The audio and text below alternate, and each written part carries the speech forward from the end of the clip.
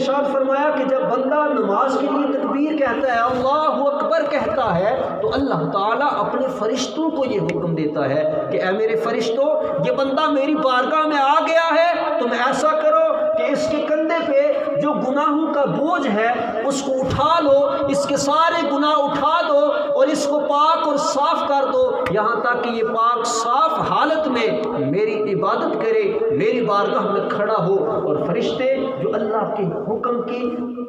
نافرمانی نہیں کرتے، اللہ کے حکم کی حکم عدولی نہیں کرتے، وہ اللہ کے حکم کی پاسداری کرتے ہیں، وہ کیا کرتے ہیں کہ بندے کے سارے گناہوں کو اٹھا لیتے ہیں۔ اب بندہ اللہ کی بارگاہ میں کھڑا ہے، گناہوں سے پاک اور صاف ہو کے اللہ کی بارگاہ میں اللہ کی بندگی کر رہا ہے، فرشتے جو ہے وہ کھڑے ہیں، گناہوں کو انہوں نے اٹھا لیا ہے۔ وہ دیکھتے ہیں جب بندہ نماز سے فارغ ہو گیا، اب اللہ تعالیٰ کی بارگاہ میں وہ فرشتے عرض کرتے ہیں کہ اے باری تعالیٰ، تو نے کہا تھا کہ یہ بندہ میری بارگاہ میں آیا ہے اور اس کے گناہوں کو اٹھا لو کہ یہ پاک صاف ہو کے میری عبادت کرے۔ اب یہ بندہ نماز پڑھ کے فارغ ہو چکا ہے، انعیدھا علیہ، کیا ہم اس کے گناہ دوبارہ اس کے کھاتے میں رکھ دیں؟ تو اللہ تبارک و تعالیٰ کی بارگاہ سے جو جواب آتا ہے، سنیں کہ اللہ تعالیٰ کس قدر اس امت کے اوپر کرم فرماتا ہے، کس قدر اس امت کے اوپر فضل فرماتا ہے۔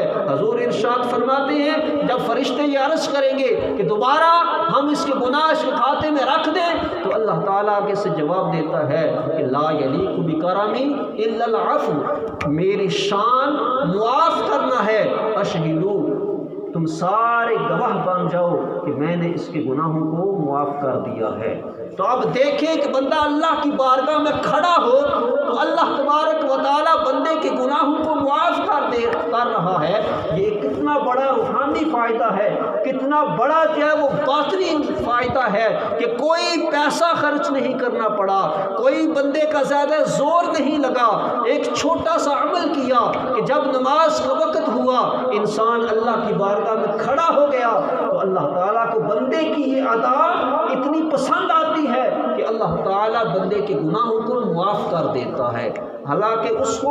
عبادت کی ضرورت نہیں ہے، اس کو ہماری عبادات کی ضرورت نہیں، اس کی عبادت کرنے کے لیے تو اس کے فرشتے ہی جو ہے وہ بڑے کافی ہیں، فرشتے ہی ہر وقت اللہ تعالیٰ کی عبادت کر رہے ہیں۔ جو ہم عبادت کرتے ہیں، جو ہم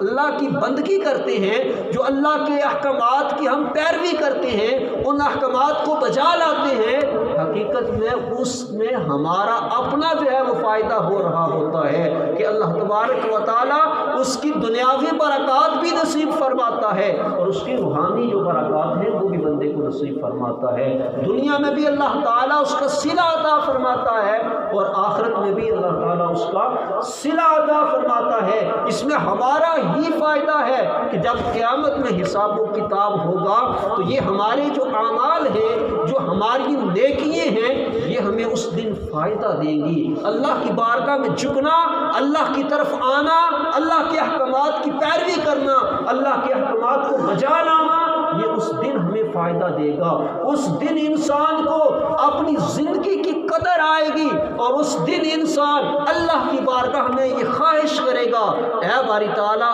اب تو مجھے واپس دنیا میں بھیج، اب تو میں ساری زندگی جو ہے وہ تیری بارگاہ سے سر نہیں اٹھاؤں گا۔ اللہ اس دن فرمائے گا کہ اب وقت ختم ہو چکا ہے، اب مہلت جو ہے وہ تمہارے پاس باقی نہیں ہے۔ جو مہلت دی تھی، جو وقت میں نے تمہیں دیا تھا، اس کے اندر اگر تم کچھ کر لیتے تو آج اس کا تمہیں فائدہ مل جاتا، لیکن افسوس کہ تو نے اس وقت کو ضائع کیا، اس وقت کی تو نے قدر نہ کی، اس وقت میں تو میری نافرمانیاں کرتا رہا، میری بارگاہ سے دور بھاگتا رہا۔